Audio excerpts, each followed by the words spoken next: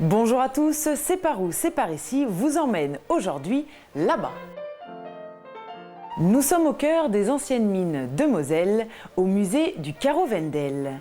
Cette présentation unique au monde permet au grand public de découvrir l'univers souterrain du mineur, la fameuse descente au fond. Situé dans un environnement impressionnant, le musée propose une aventure extraordinaire au cœur du charbon. Le gisement houiller-lorrain se situe dans le prolongement de celui de la Sarre. Français depuis 1793, il rejoint celui de l'Allemagne en 1815, créant ainsi une pénurie de charbon en Lorraine. La région sonde alors ses sols et découvre le prolongement de ce gisement sarrois. Problème, les veines de charbon s'enfoncent très vite à plus de 1200 mètres de profondeur. Plusieurs puits sont alors foncés, mais ce n'est qu'en 1866 que le puits Wendel 1 est créé. C'est alors la naissance du Carreau Wendel. 120 ans après, il s'éteint pour renaître de ses cendres 20 ans plus tard, sous une autre forme, la mine musée du Carreau Wendel. C'est en petit train que la visite commence. Découverte des puits, des sous-sols, des différents métiers de la mine et bien sûr de la fameuse descente en compagnie d'un mineur. Une véritable conquête du monde souterrain. Sans oublier bien sûr les expositions sur les découvertes scientifiques et techniques qui ont marqué l'histoire des sciences, un film en 3D intitulé Un jour au fond, des ateliers pédagogiques ainsi qu'un spectacle fin août au cœur du musée de la mine. Le musée du Carreau Wendel est ouvert du mardi au dimanche de 9 h à 18 h. Et pour s'y rendre, il vous suffit de prendre l'autoroute A4 direction Sarrebruck-Forbach jusqu'à la sortie numéro 42 Petite Rosselle. Voilà, cette émission est terminée. On vous donne rendez-vous très vite pour un nouveau numéro de C'est par où, c'est par ici. En attendant, bon voyage au cœur du charbon.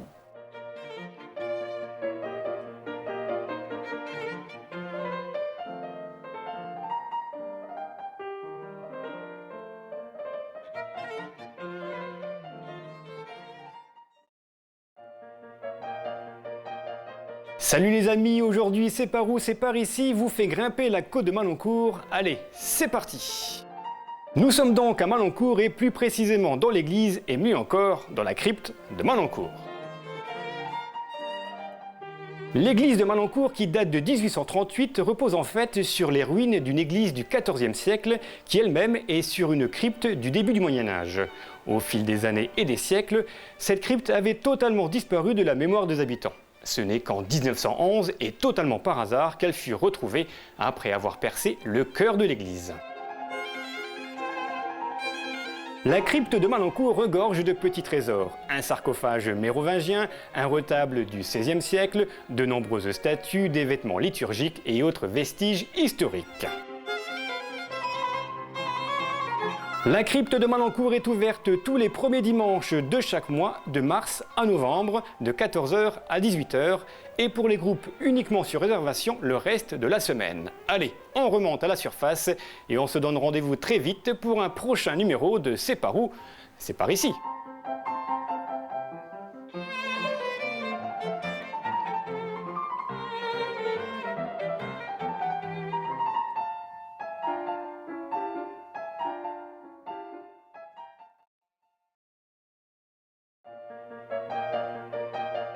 Bonjour à tous, C'est par où, c'est par ici vous emmène aujourd'hui à...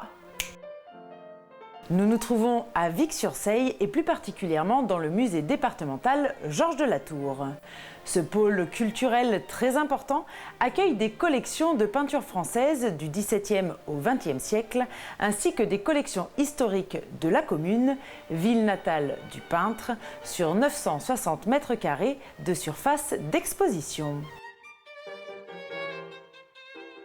À l'intérieur de celui-ci, on y découvre des collections viçoises qui présentent un panorama de l'histoire de la cité depuis 2 siècles jusqu'à aujourd'hui, avec entre autres une exceptionnelle plaque votive en argent. Il y a également des collections de peintures qui s'orientent autour de 3 thèmes. Georges de la Tour et l'humanisme en France au XVIIe siècle, avec l'incontournable Saint Jean-Baptiste. L'attitude du peintre devant les paysages, avec Pierre-Henri de Valenciennes, Georges Michel ou encore Camille Corot. Et enfin, l'humanisme de la peinture française du XIXe siècle, avec Baudry, Lawrence et Bonnat. Avec quelques 110 tableaux, le musée Georges de la Tour est un formidable outil culturel et pédagogique. Il propose des animations et des ateliers artistiques, des mercredis récréatifs, ainsi qu'un parcours à faire en famille, sans oublier des spectacles, des concerts et des conférences autour de thématiques spécifiques.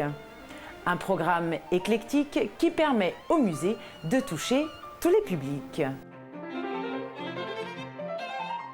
Le musée départemental Georges de la Tour est ouvert du mardi au dimanche, de 9h30 à midi et de 13h30 à 18h. Pour vous y rendre, il vous suffit de prendre l'autoroute A4, direction Strasbourg, suivre la direction de Château-Salins, passer par Saulnes, puis Château-Salins et vous êtes arrivé. Voilà, c'est par où, c'est par ici, dans l'univers de Georges de la Tour est terminé. On vous donne rendez-vous très vite pour un nouveau numéro et un nouveau lieu à découvrir. Salut à tous!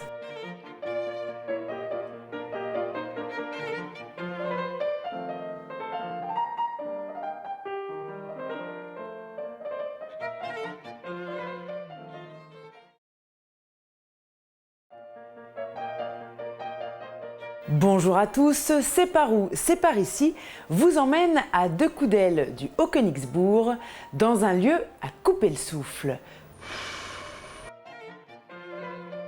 Nous nous trouvons à Kinsheim et plus précisément à la Volerie des Aigles. Créé en 1968, ce lieu avait pour objectif de restaurer l'image des rapaces auprès du public, reproduire ces animaux en captivité et soutenir les actions de conservation de la diversité biologique. Pari réussi. La Volerie des Aigles vous donne l'occasion unique d'observer et d'admirer en plein ciel ou à quelques centimètres de vous les plus beaux et les plus grands rapaces du monde dans un spectacle où l'émotion est grande et les sensations garanties. Vous pourrez également profiter de l'espace découverte pour répondre à des questions et connaître plus exactement le monde de ces oiseaux de proie. Ou alors approcher et découvrir la vie captivante des chouettes et des hiboux, ou encore mieux, devenir dresseur d'un jour et faire voler un rapace. À l'intérieur de ce site, vous pourrez également profiter du château de Kinsheim et de ses 850 mètres carrés destinés au logement des oiseaux. Construit au XIIIe siècle, ce château a vécu au cours des siècles de nombreuses destructions et rénovations. Mais depuis 1968, la Volerie des Aigles s'est installée et lui redonne vie. Vous l'aurez compris, la Volerie des Aigles est un site incontournable, alors laissez-vous captiver par les prouesses et l'ingéniosité des plus grands rapaces du monde et entrez dans leur univers tous les jours de la semaine dès 14h. Pour s'y rendre, il vous suffit de prendre l'autoroute A4 direction Strasbourg jusqu'à la sortie numéro 9, puis prendre l'autoroute A35 direction Mulhouse jusqu'à la sortie numéro 17 et suivre Châtenois. Voilà, c'est par où, c'est par ici est terminé. Alors à bientôt pour une nouvelle émission. Salut à tous!